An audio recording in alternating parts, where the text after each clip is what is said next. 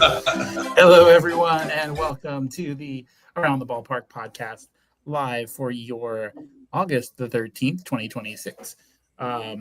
We are here each and every Sunday, and thank you so much for making us a part of your week each and every Sunday and Thursday evening. Darren, as always, my co-host, is here. We're going to have a great time this evening. Thanks so many of you that came on board and watched alongside with us on Thursday. We had that was fun.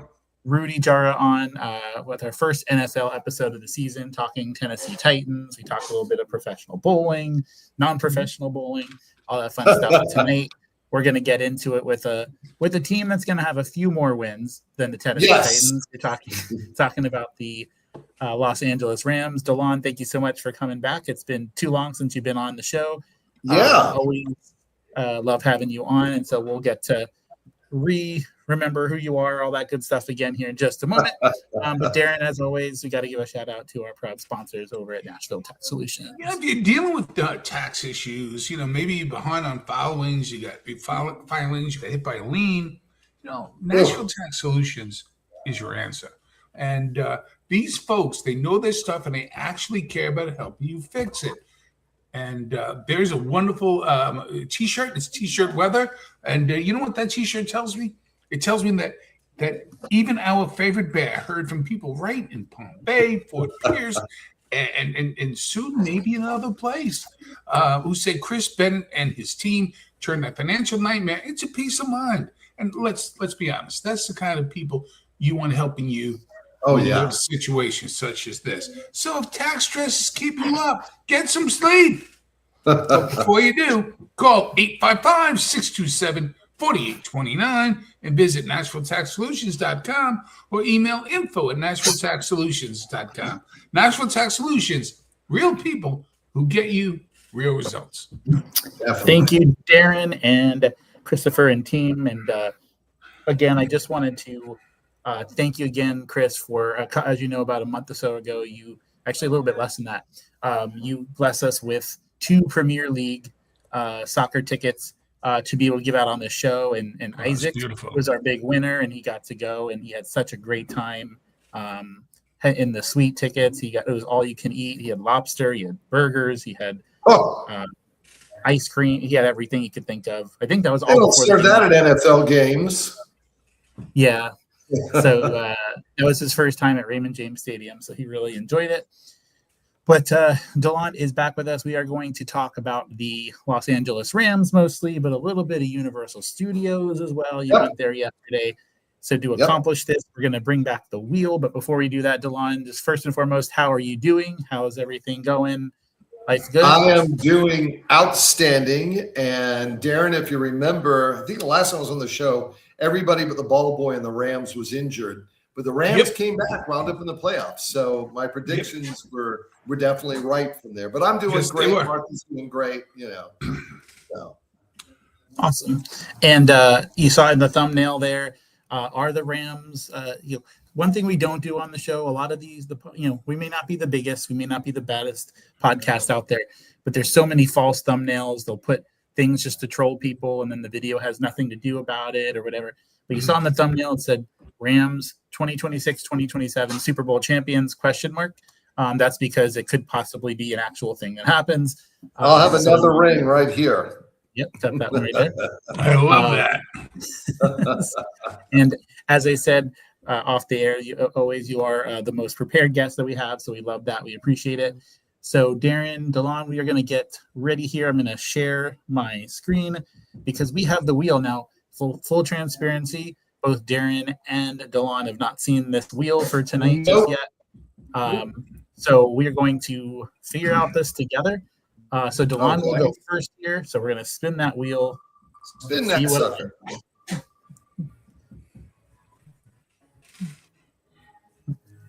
Men in Black ride. The Mummy ride. Okay. Mummy ride. Okay. The Mummy ride. Okay. So the Mummy ride. Let me. Okay.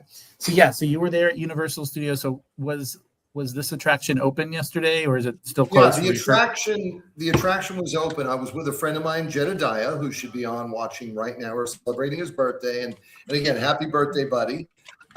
So we didn't ride it because he had ridden it before, but Martha and I had ridden it less than a month ago. And we always enjoy that ride. And it had gone through a recent refurbishment. It's a lot smoother. The effects that weren't working are now working again. And I'm pretty excited about it. We always love riding the Mummy ride. Yeah, it's one of those, it's over too quickly, but it's always a great time. Like you kind of know that going in. And to me, as much as the ride is awesome, the ending I love when you're, the ride's over and then he's screaming about his coffee, Brandon Fraser. It's classic. Yep. Now, And that Darren, was I know you the haven't been to precursor. Universal. You what? I didn't mean to talk over you, but it was the precursor of the Escape from Gringotts ride, which is, the same, if you would, it's in the same genre, but it is longer, it is better. So I think Universal learned a lot from the Mummy ride that is obviously now in the Escape from Gringotts ride. Yeah, that's a great point. And Darren, because I know it's been forever since you've been to Universal, but you never got to experience this ride, correct? That was before you. But you guys make me want to go on it. That's for sure. Oh, you definitely want to go on Gringotts. It's incredible. It's a must. Whereas the Mummy has you go backwards once and then it turns more into a traditional roller coaster. Escape from Gringotts has a little bit of that drift coaster thing that you're seeing now with the new Fast and Furious ride. So, and there are more screens and more effects, including fire and lightning, all sorts of stuff. So if you like the Mummy, you will love Gringotts. Yes, you will. Gringotts, I think, is actually, there's one Harry Potter ride I have not done yet, but which is the newest one, with the Hagrid's. Hagrid's is awesome. Yeah. So, all right, here we go. Next topic, and as we cover these, they'll actually get removed from the wheel, so it won't. Yes. So this is our first trivia question. Trivia question number 1 of the night. We have 6 of them, so we're gonna do that. So here we go. Let's give me a good one, Mike. All right. And I'm going to ask Darren to read the question once I get it up there, since there's a lot of clicking I got to do here. Here we go. Wide receiver question. Here we go. I don't see in it. the 1990s. Would that be Isaac Bruce? Oh, it's down there. There you go. Oh, you found it? Okay. Yeah, it's going to show on the bottom there. Okay. So who led the Rams in receiving yards in 1990? As you said, yep. So Isaac Bruce. You said Isaac Bruce. So Such good receiver. Yeah, it wasn't even close here. I think the closest was about 1,900 yards behind him in the 90s. So let you both kind of speak to him and kind of his impact. So he was just a wonderful player, consistent, never seemed to get injured, no off the field shenanigans, just a leader by example. He came out and he hustled every play. He never took a play off. And one of the interesting things is he is a South Florida product of Dillard High School. So being from South Florida, it was cool to see a South Florida wide receiver get onto the Rams and help elevate them to the Super Bowl team that they were. Help win this. That's right. The greatest show on turf. Yep. And we have Austin is on with us, and go Jaguars.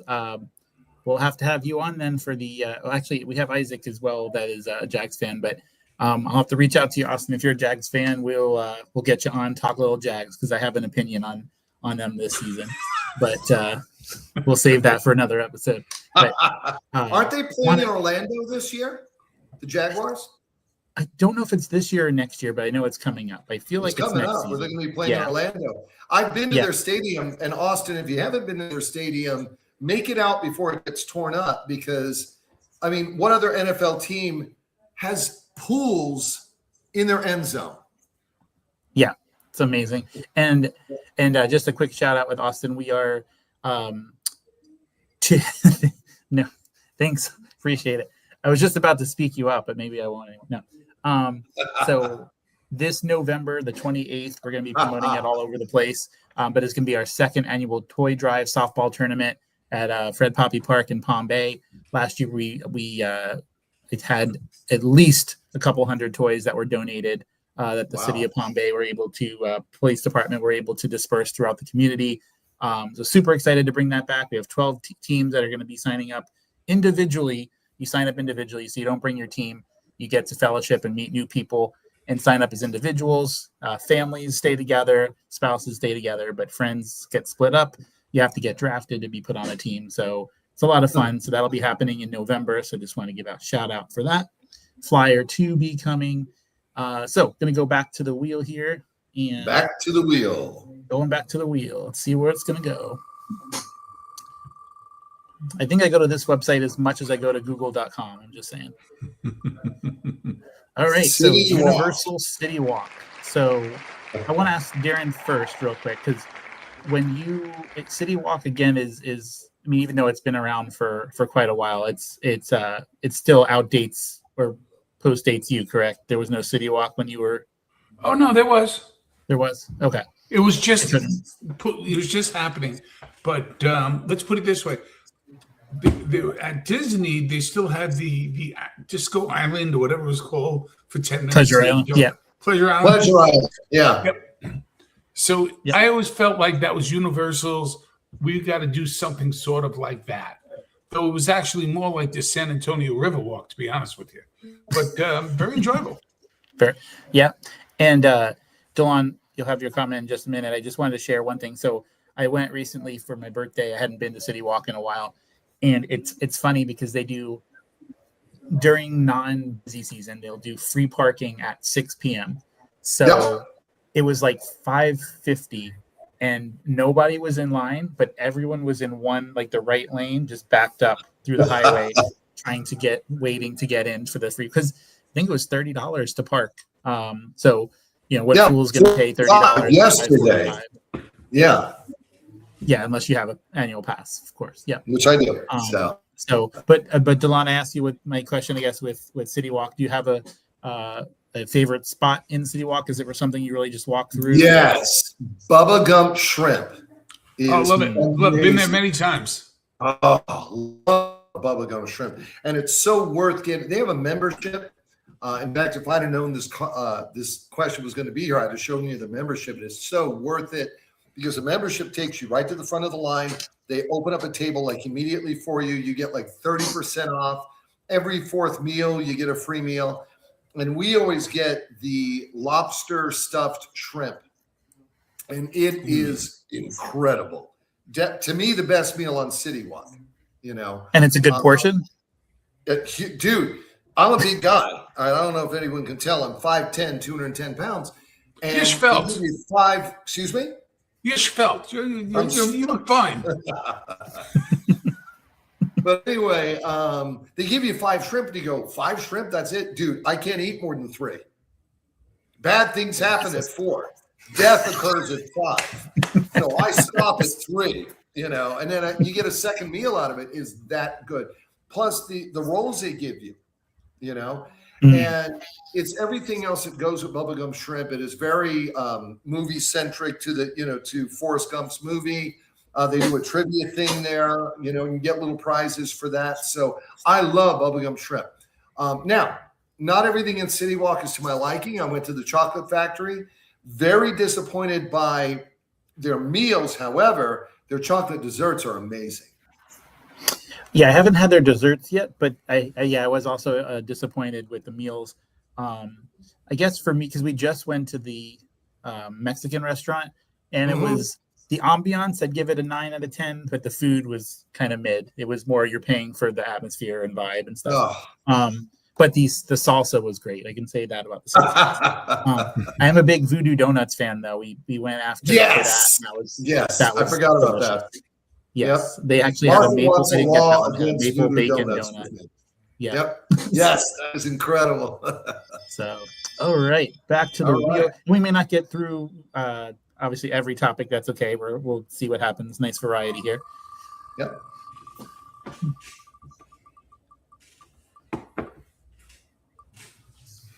Trivia question number 2. Okay. Right. So this is a quarterback question. So let's see where that is. All right. So me clickety clicks. All right, Darren, I'm going to ask you to read this one again. It'll be at the bottom. Yep. And okay, this one I think out of the 6 to me is the most difficult. So but I could be wrong. Here we go. I didn't want to make them super easy, but no, here you go. Okay. Most quarterbacks. Which second string quarterback has taken the most snaps at quarterback for the Rams? Second string. That is a great question. Let me put on my Duncan cap. It could almost be a tricky question here because Kurt Warner was a second string quarterback for the Rams before he had the season that he had. He replaced Trent Green. Right, exactly. And everyone thought that was it for the Rams when Warner came in. And then Sports Illustrated, and I have the copy of the issue, like 8 weeks in, who is this guy? So it could be Kurt Warner. The other one, second quarterback that took a lot of, what his name? Last name be Hadel, but I could be wrong. It is not Hadel. So it's funny in the when I was doing the research on this particular question, it did mention in asterisks that you could mention Warner, but because he was never like a permanent second string, like they kind of didn't count him as the one. But so you called that right. That was the backup answer. So the person who it was said he had 161 snaps. His name was Sean Mannion. Sean Manning. Yep. Yeah. Manning, right? Yeah. Mannion. Yep. Yeah. Mannion. Sean Mannion. He was a real second string, but Kurt Warner was a real second string quarterback for 2 years. I thought that question might be a tricky one. So we're going to give you that one because in the official answer, it did say before Sean Mannion, it did say asterisk Kurt Warner. So Kurt Warner. All right, good. To me, that's the correct answer. And there's a fun fact that the Rams had not one, but two backup quarterbacks bring their team to a Super Bowl. Vince Ferragamo and Kurt Warner. Yep, that's true. Vince Ferragamo for this ring, Warner for this one. There you go. Wait a minute. I'm sorry. No, Vince Ferragamo did not win the ring. No, he got beat by Terry Bradshaw. He got beat by Terry Bradshaw. Yeah, that's right. I don't want anyone in the audience to say he doesn't know. Yes, I know. Got him there, but didn't get the ring. Oh, okay. I'm glad that this one got selected. So this was the haunt that Golan and myself and Martha and Joe went to last year. And the video didn't get to make it up, but just wanted to get I know we're almost 10 months since we went to it, but just to get a quick, what you remember this far out of the game about that experience, because it was a much smaller haunt than going to like a Halloween Horror Nights or anything like that, but just your overall view of that kind of experience and, what you thought of it. I mean, obviously it's no netherworld or anything like that, but what did you, first of all, you scared the hell out of us taking us out there. I mean, like I jokingly said in the car, Mike is taking us out to some address. He's going to kill us all because it was literally almost in the middle of nowhere. I thought Tales of Terror represented a lot of passion from those who put it together. I think that 10 years from now, they could be out there where, one of the top haunts in Florida because of their passion. Now, if the audience follows them and they get that kind of support, I think they really can. They were very creative. This is an outdoor haunt. It's a lower dollar haunt that feels like a lot more money was spent on it than was. I love the stories that they did and the way they did it. They genuinely do scare you, and they get into it. They stay in character the whole time. So it's powered. They have great sets. Not much is true, but it's truly powered by their characters. Very well said. Like, I think you gave props to, because sometimes it's like, what they are is they're the experience without the bells and the whistles. They're you get to go through the haunt by yourselves instead of in single file line. And don't get picked. Yep. Bad things happen if you get picked. Yes. Yeah. Because I had went to a few, but this is the first one where they were allowed to physically touch you, not injure you or anything. And you got still stained, by the way. Yes. I still have the stains, so don't get picked, people. Yeah. They roughed you up that one guy pretty big. I was like, my goodness. I'm not small, but he made me look tiny, so. Darren, would you ever go through one where they are allowed to touch you and appropriately, of course, but would that would be very appropriate to me. Yeah. Again, I don't want to surprise. I want to jump scare, whatever. Even though I hate jump scares in movies. It's like lazy. But in a haunted exhibit, those are great. But as long as I know it's going to happen, meaning you might get pulled, you might this and that, tug on you here and there. That's great. That's part of it. It's when you don't know, and you're like, who is this person? And it's dark, you're going to throw a punch. So as long as I know, it's all fun. But one of the things you do that's unique versus other haunts is other haunts are a lot like a cattle call. You just get in this long line and someone 8 or 9 people in front of you could get scared and then you go by and you don't. They keep you in small groups. They break you up. The ultimate haunted house that does that is the 13th Gate up in Chicago. But this one, because it's following in that footsteps, the 13th Gate is very, very successful. So in this one, the scares come and it's coming at you and you feel like you're the only one in the haunt. You really do, even though there's a huge line behind you or in front of you. Yeah, you do. And super excited to share that we were invited out, the Around the Ballpark podcast, to go see it again. It'll be completely different this year, but that'll be on October the 4th. So super excited to be going back if they let me get out alive, because like you said, getting there was almost as creepy as the thing. But all right, moving on to the next topic here. Let's see what we got. I love how it's kind of breaking up the topics pretty well so far. So yep. All right, cool. As I say that, this is what I was hoping for. So so I wanted to cover at least a few of the draft picks from this recent draft. So CJ Daniels, wide receiver from University of Miami. So what were your thoughts, Delon, on him? And I know because they only had 5 draft picks this year. So, right. They only had 5 draft picks, but I was very happy with all 5, even though, Ty Simpson was fairly controversial.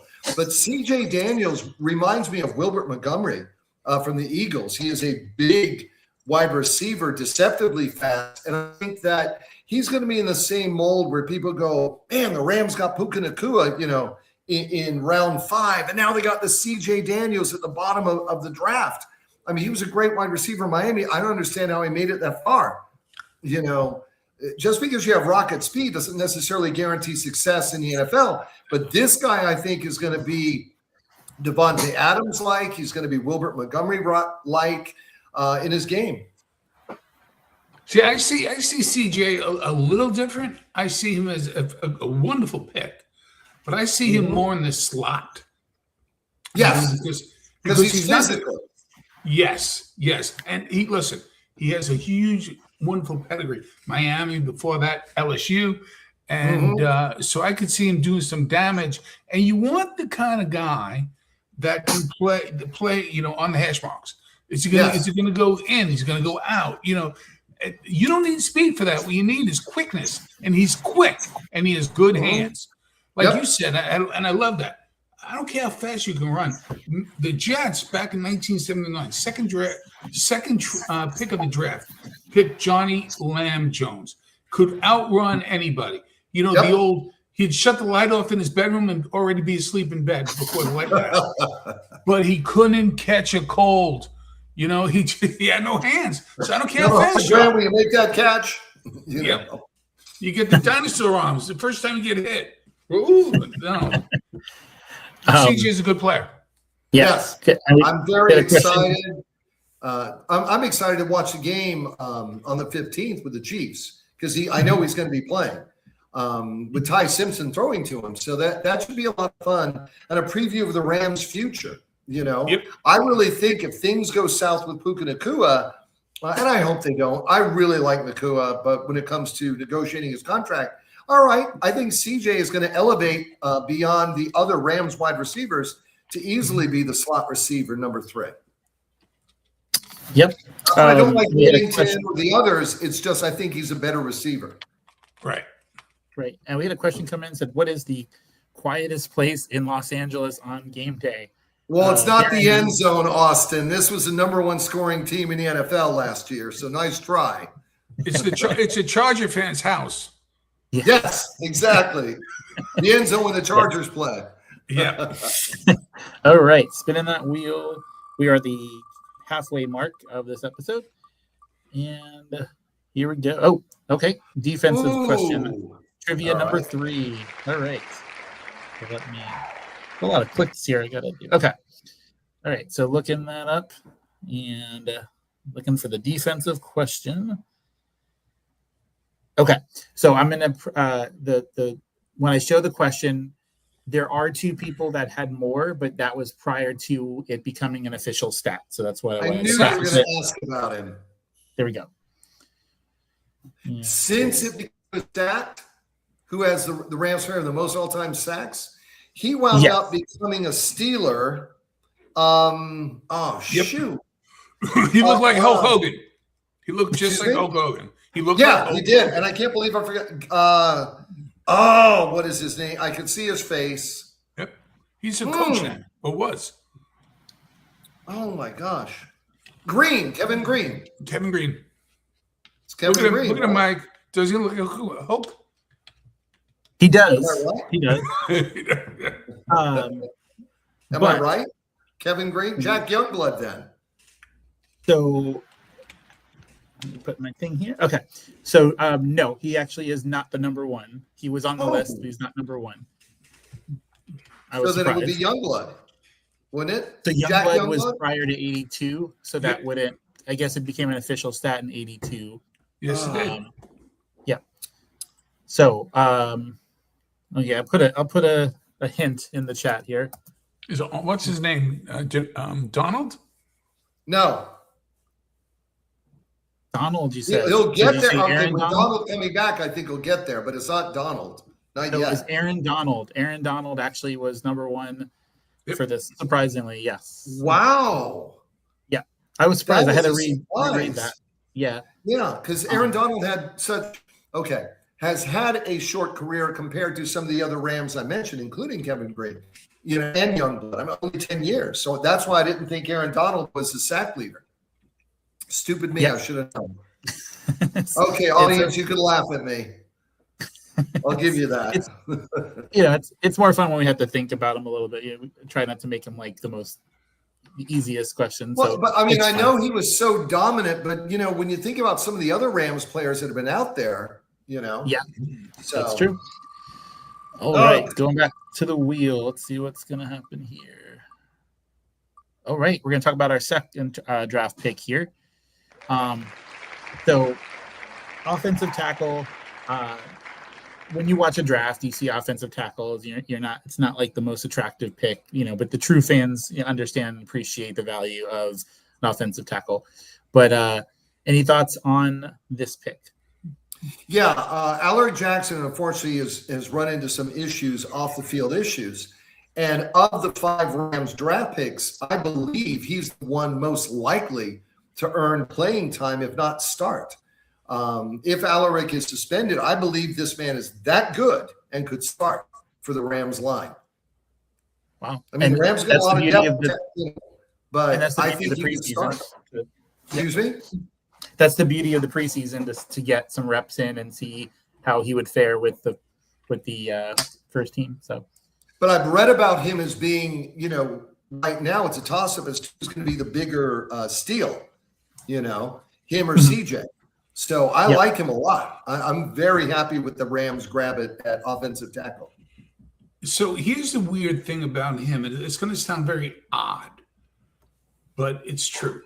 You look at him, he looks ginormous. Yes. You got this big old head, big whole body, but he's 6'5", which is big, but not huge, but big. Hear me out.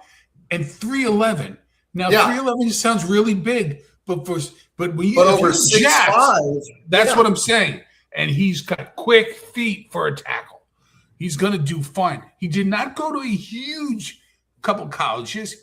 And that's why he fell to the Rams, because of Indiana State, yeah. And these guys he's 6th rounder. These guys are the cream of the crop.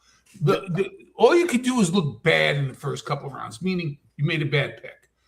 But you win championships on that 5th round, 6th round, and this was a great pick. He will eventually start. I really believe that. But of all of our rookies, he's the one most likely to see playing time this year. Definitely.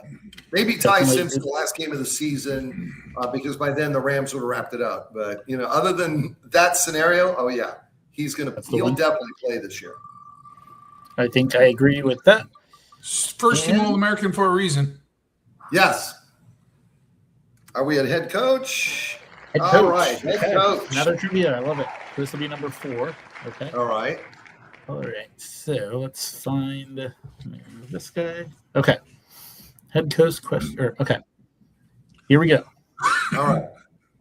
This one's going to be highlighting the bad. We've talked a lot about the good with the Rams. This one's going to highlight the bad. Here we go. Which non-interim Rams head coach had the fewest wins during a single season? Oh, could it be, as much as I would like to say our friend who used to do the Titans, would it be Steve Spagnuolo? He was regular season wins. He was in the bottom list, but it was not him. All right. Even lower wins than that. That would have to be I could give away the win total if you want. The win total was 2 wins. But they were against really tough teams. Wow. He may have been gone so fast I didn't remember him. So this is going to be one where I'm going to have to go, audience, let me know. Can I phone a friend? I mean, I don't know. I have no idea. Okay. So here is the bottom line with this one. I was doing some digging. So I thought, I just looked. I cheated. I just looked. I thought you were right, Dylan. That's what I'm saying. Actually, Dylan is correct. He was correct. So here's the caveat. What it was supposed to be was starting the season as an interim. So the person that they said was the answer is not correct because he became an interim during the season. So I did not understand the question properly. So your answer was correct. I blame our producer. As an interim with at least 1 win was Jim Haslett, but who you had mentioned was correct. So Jim Haslett, yeah, he never mind. That's all I'll say. But I think we need to. I loved him on the Cardinals. He just here's my Jim Haslett imitation. Seriously, ready? Go for it.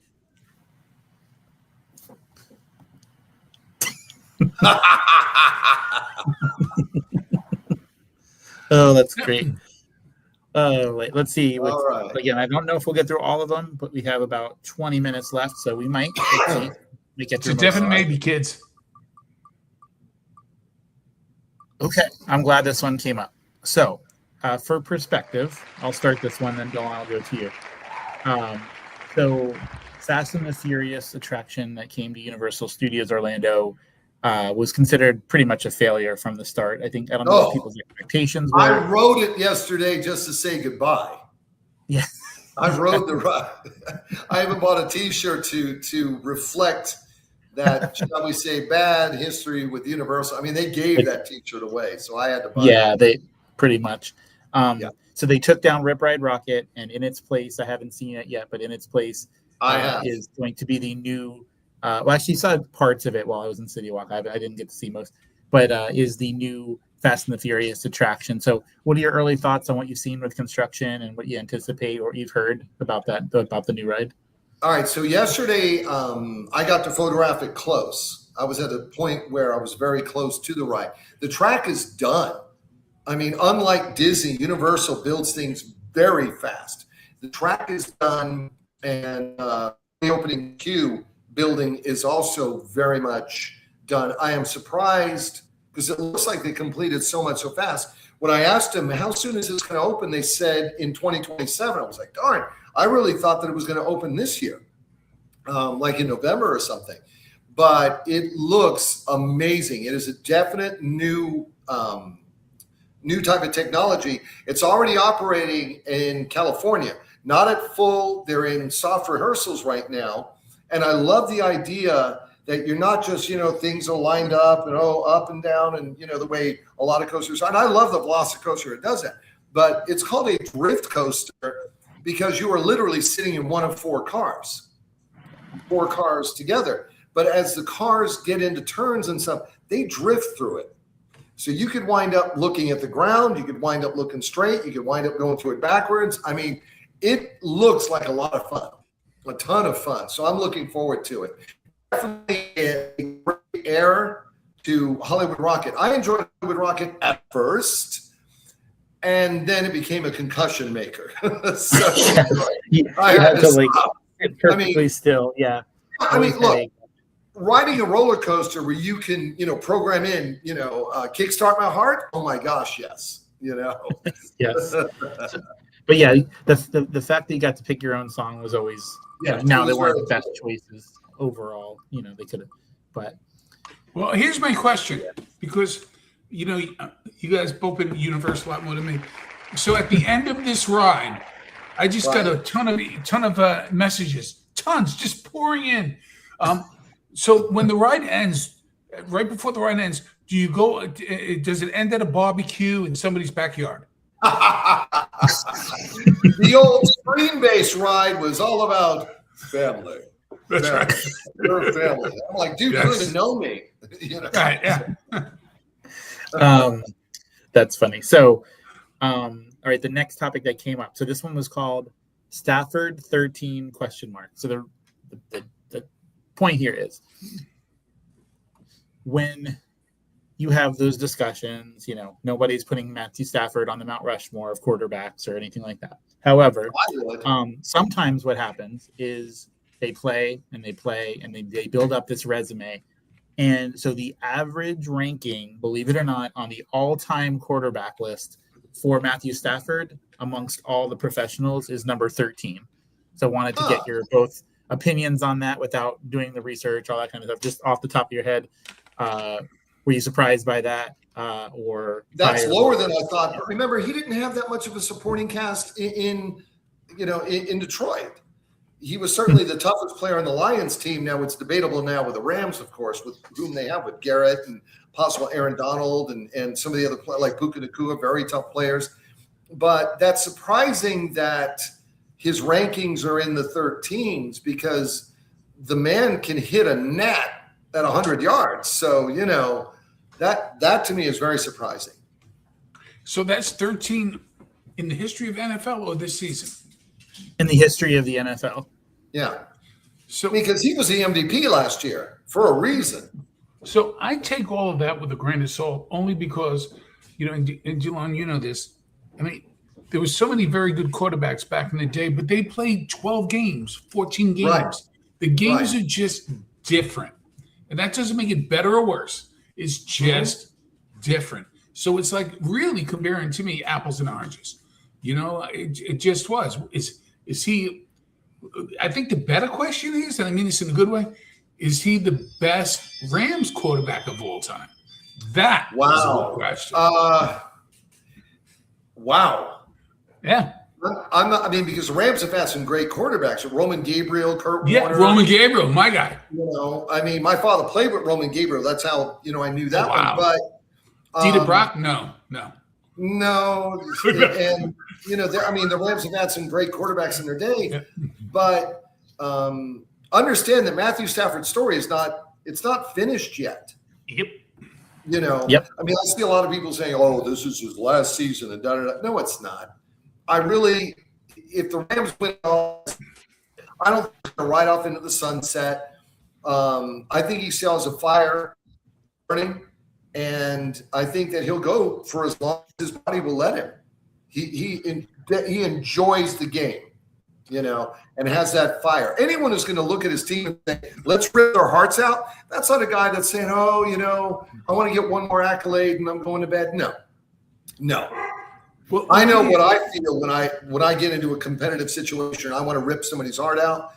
Someone who's going to say that, no, he's not going to. His story's not written yet. No, I listen. I totally agree. I find this interesting with him, and I know we have to do the wheel. We have to leave soon, but I mean, we only have you once a year so far. Have me more, Mike.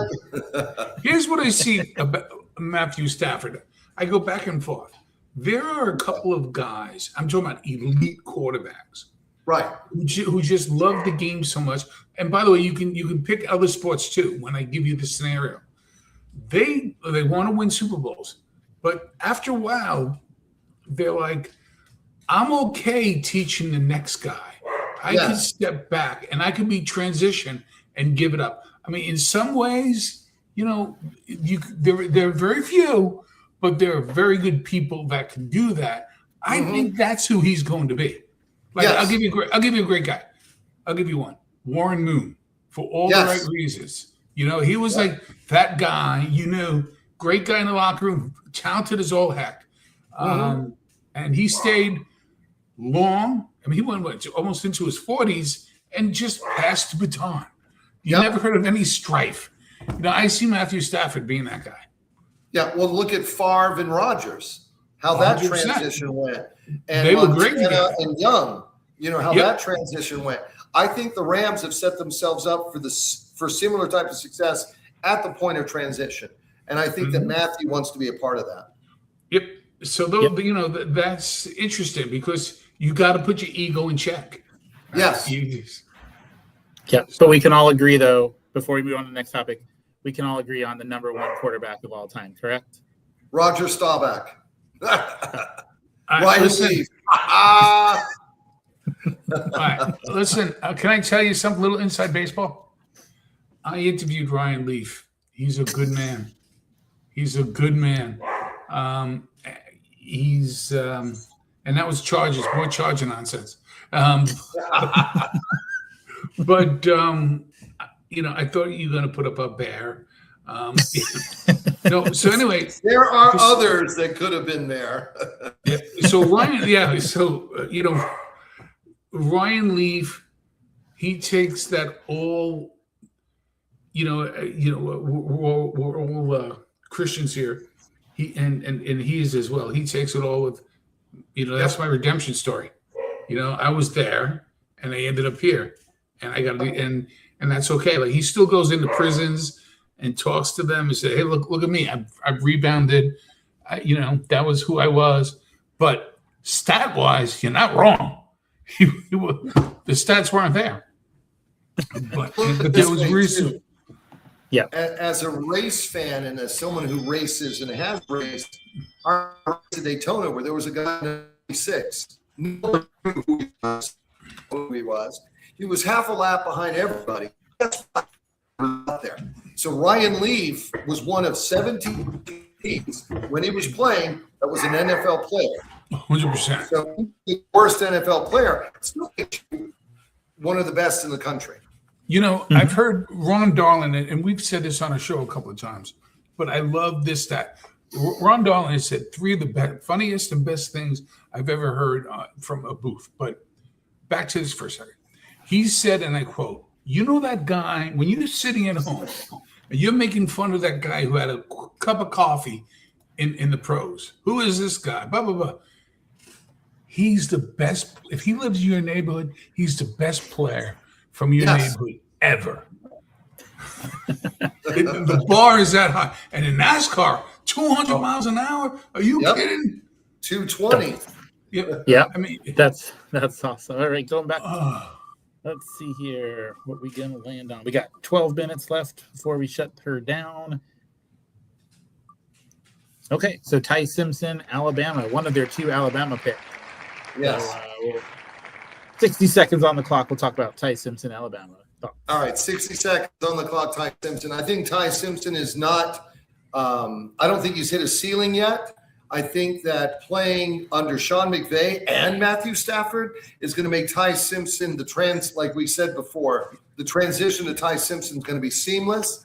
I think he's going to add one area to football that Stafford cannot. He can run.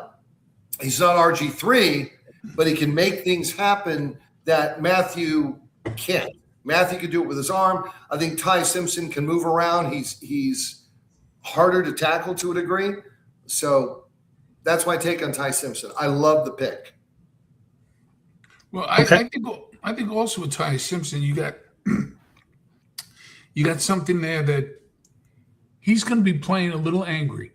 Yes. He feels he should have been picked higher in the draft for all the right reasons.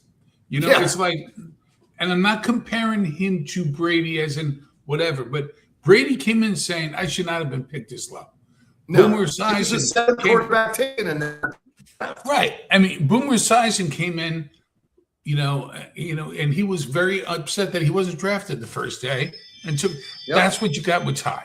That, in my opinion, and the Rams will reap the benefits of Ty Simpson. Definitely. Yes. Definitely. Perfectly timed. That was exactly 60 seconds. Awesome. Okay. Next question. Here we go. I'm a paid professional.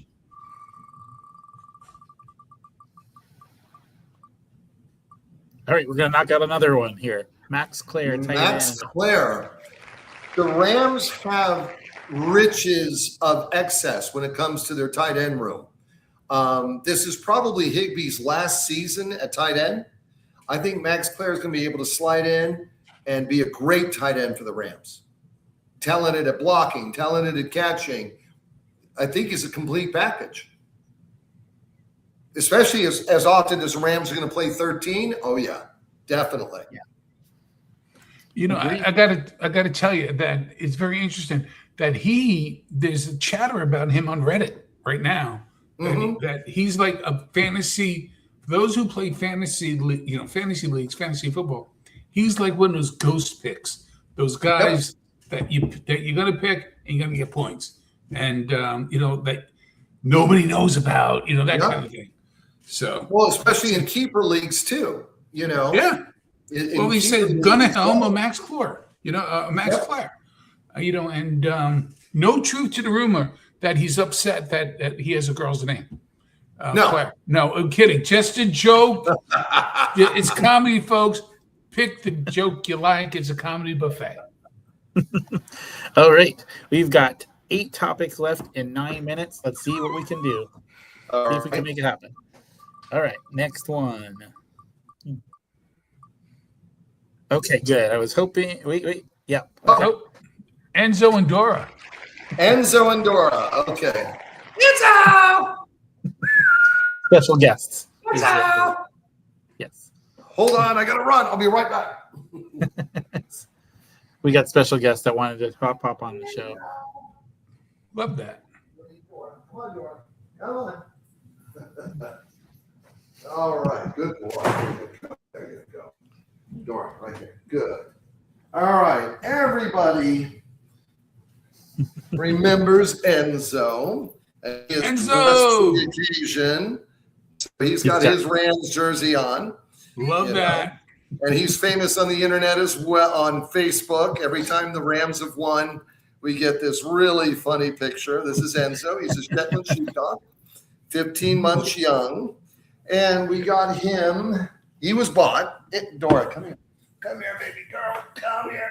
And as a reward for Enzo graduating obedience, we got him a sister. So this is Dora, who's also dressed for the event. Oh. She's a 16-month-old Shetland sheepdog, Sheltie.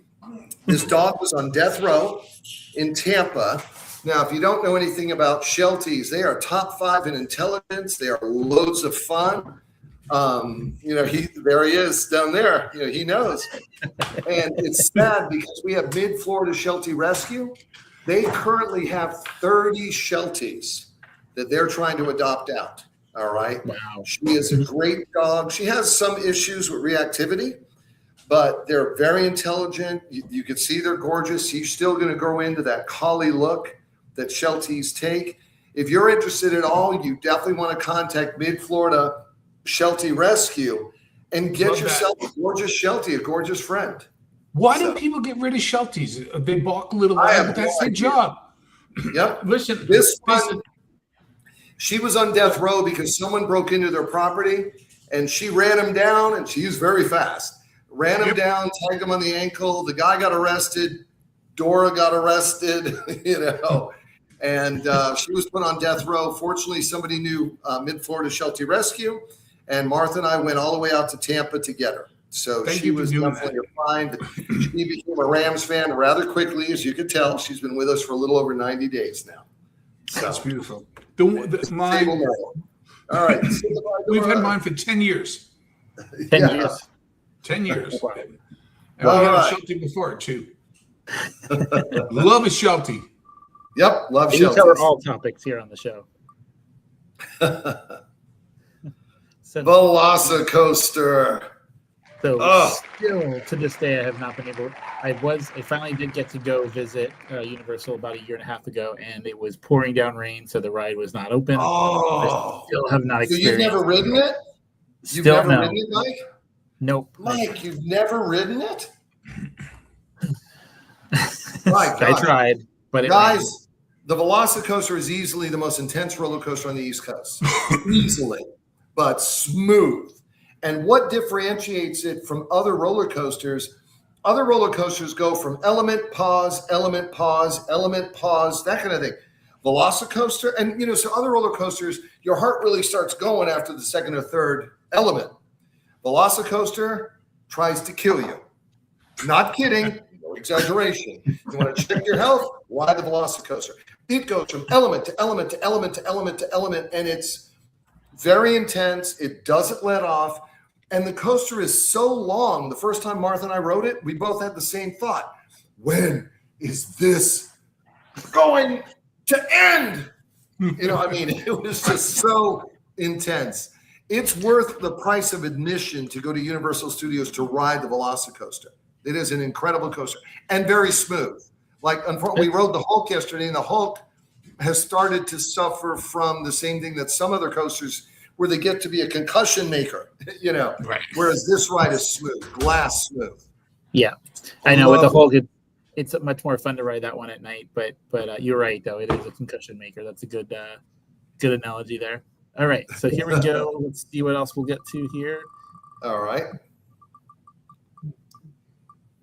Okay, well, we just talked about it. Right. But so last night, the Hulk was so concussion-inducing that Martha, for those of us who know who she is, she's my wife, my gorgeous wife, has decided, and she loves roller coasters, loves the Velocicoaster. Okay, not to keep talking about the Velocicoaster, but Martha last night made a decision, no more Hulk for her. She's the kind of person that at the top of the Velocicoaster, she could let go all the way down, no problem. All right, so it's not that she's a wimp. She is not a wimp at all. The Hulk is so intense, but so rough that I actually grayed out on the Hulk. That meant I went blind while I was riding it. So it is concussion inducing. It's gotten to be a little bit more painful than it used to be. it's unfortunate. It's still a lot of fun, but Yeah, the visual, and if you were to still ride it, it's definitely a different experience at night because the beginning is such a unique. Well, it's not the only ride. Yeah, the way it throws you, that's what. But here's the difference: Velocicoaster, the Hulk shoots you up at a 60-degree angle, which you don't expect. Most of the time, you go tick, tick, tick, tick, tick, and then you go. And now Velocicoaster just starts you in the bottom and shoots you 0 to 85 in about 3 seconds. So They both use the same technology that aircraft carriers use to throw 35,000-pound F-18s off the back end of the boat. So, yep. All right. So we have 3 left. I took a few out just to make sure we get to 3. So we'll make sure here we can do this. I have faith. All right. Tight end question. We got to get to our other trivia questions here. So it's been a while since we've had one of those. Right.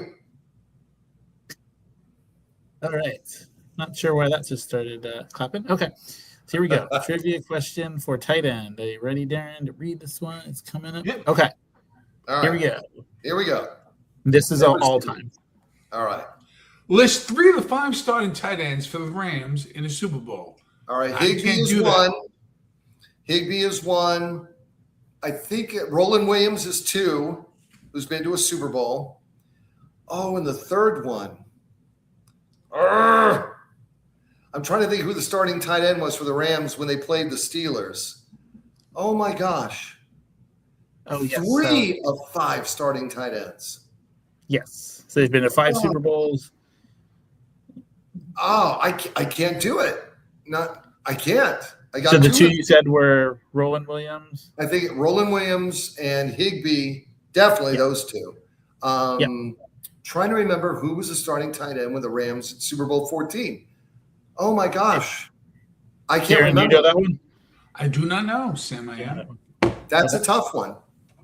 Yes, tough one. So the other three were Terry Nelson was the one when he lost to the Steelers. Was Terry Nelson. Terry who? Terry Nelson. Ernie Conwell was when they lost to the Patriots. Ernie Conwell when they played the Patriots. Yep. 20-17. And then the most difficult one to get was Kendall Blanton when they beat the Bengals because he started the game, but he got injured, and then he didn't play for much the rest of the game. But that was back when they beat the Bengals. So tough one there. Okay. All right, let's go. We got two topics left. Here we go. All right. I feel like it's going to go one way or the other here. You flip a coin on this one. Boom. Hey, kids. Where'd it go? Right. So we got the Halloween Horror Night. So I'm going to put this up on the screen. Here, it's kind of hard to see there, but these are your 10 houses this year. And so you have the Ozzy Osbourne, you have the Sinners, you have Hellraiser, you got the final season of Stranger Things, and a couple other Jack and the Oddfellows, like I mentioned. Let's see if this makes it bigger. Nope, that was the wrong screen to make bigger. Okay. Oh no.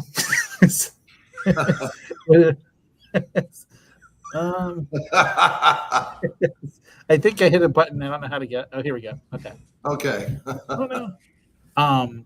But just early on, because you were there yesterday, Delon, you kind of looked around and that sort of thing. Any observations from what you've seen? It's early construction, but it does start later this month, believe it or not. So yeah, it looks like they're really far along with what they're doing as far as some of the sets that they have on the streets and stuff like that. Of all the haunted houses that are there, I'm really looking forward to seeing what they do with Sinners. I enjoyed Sinners. Martha didn't like it as much. I happen to enjoy horror films, for those of you who know me personally. Sinners is one of the most unique scenes that you've ever experienced in any movie. I don't care whatever genre. I won't blow it for you. Sinners is really still worth a watch. The acting in it is very superb. The writing is very, very tight. And there is a moral to this story, of the choice of eternity in one direction and, if you would, carnality in the other direction.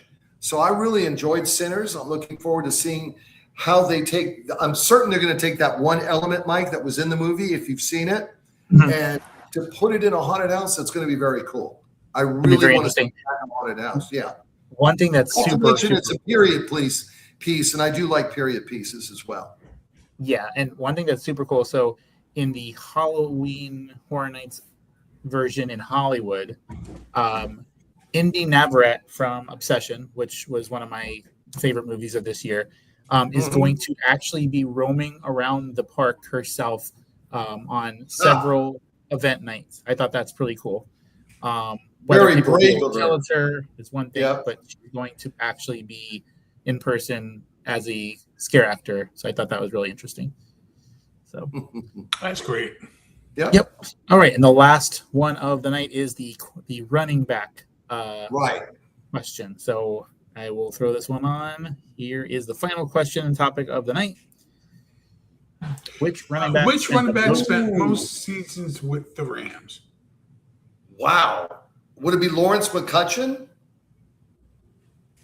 It certainly wasn't Todd Gurley. Wendell Tyler or Lawrence McCutcheon? I'm thinking Lawrence McCutcheon. It's probably been the Ram longest. I believe number 3 on the list. So not number 1. Who would have been the Ram? It's not Steven Jackson, although he was an amazing running. Steven Jackson was so good. By 1. It was just by 1 year. Yeah. Mm-hmm. So who was number 2? Where is it here? That would cut off number 2. It saved the top 3 and cut off number 2. Okay. Al DePanchu, right? It was Al DePanchu. Who? Al DePanchu. Sorry, dad joke. Al DePanchu. Think about it. You'll get it. Maybe an hour from now. Yeah, right. Yeah. So who was number? So Steven Jackson was the longest tenured Ram running back. It was Dick Bass was number 2. He was Big Bass. Okay. Yeah. All right. So that wheel, we got through it together. We made it happen. I might have taken 1 or 2 things off, but great variety. It was a lot of fun. And Mike, yes, I got to we'll say have something you before we wrap up. Seriously, that is the best UCF shirt I've ever seen. Seriously, it's perfect. This is. I love that. Love that. Yep. I love that. And this is now the way the new Rams jerseys are for this season. So they brought back the horns, and I am definitely going to be buying at least 3 more jerseys because of how good they look. So I'm excited. Do you like dark jersey at home or white jersey at home? I like the Rams white jersey at home because to me it's more colorful because you have the white, blue, and the other colors. So I happen to like the white ones better. Gotcha. I'll be going, and with the UCF, I'll be going on, I believe, hopefully, September. We try to do 1 game a year. So September 26th, they're at home against TCU, and I think they have tickets for $20 for that night. So wow. That'll be That's nice. a steal, guys. Yeah. That's a steal. I think the Jaguars had tickets for $20 also, sometime this season. So wow. That's great. But UCF is playing some good ball. I'm sorry, but no, they're playing some good ball lately. Yeah, they are. I was very surprised at how early they were taking out of the playoffs last year. Yeah. I was surprised. I knew that was going to be a they'd heck go of a further. first-round game. Yeah, I thought they'd go further. So, so this was a blast. Love that we're getting back into football. We're going to be New York heavy. The next 2 episodes on Sunday, we will be talking all things New York Giants. And then on a week from tonight, we will be tackling the New York Jets. So that'll be our use the word tackling Jets in the same. They don't know how to tackle. So you would only hear it here, folks. Tackling and Jets in the same sentence. Yes. But Delon, honestly, thank you so much. Long overdue. We'll have you on more than once a year. That's totally the producer's fault. I'll speak to him about that. But well, have me on just before your Super Bowl preview show. Yes. It'll be Rams and whomever who's going to take the AFC. Maybe Rams, Broncos. I could see that. Definitely. I have my Super Bowl picks already picked. What do you think? I think it'll be the Rams in the NFC and the Bills in the AFC. Why the Bills? Real quick. Because that window's closing. It's now or never. Yeah, but they got rid of their coach. That was so. How do you get rid of a coach that, look, to get to the Super Bowl, you have to get to the playoffs. If your coach is consistently getting you to the playoffs, he'll eventually take you to the Super Bowl. And to what were they thinking? Listen, it's the same organization that builds a stadium where a bunch of the fans can't see the field. You saw that? All the obstructed I did see that. Yeah, that's horrible. What owner thought that was a good idea? But, no one's going to buy those seats. They're going to look ahead of time. That if you use SeatGeek or any of the other, you won't be able to, they won't sell those seats. But again, to me, those decisions are probably as logical as you could think. I don't get it. I think he was a good coach. In fact, he has spent time with the Rams in the offseason. So I'm thinking, I wonder if he becomes an assistant coach. That would be amazing. Like that. Yeah. So, but thank you so much, guys, for your time. As always, thank anyone that watches this. I know a lot of you guys will watch it the following morning, so we appreciate it. Just make sure you hit that like button, subscribe button, turn notifications on so that you know where we are live. And again, we will be live next on Sunday evening talking all things New York Giants. Until then, guys, have a great rest of your night. And Delon, we'll see you a few times here in the next couple of months at some of the events that we're going to. And so looking forward to that.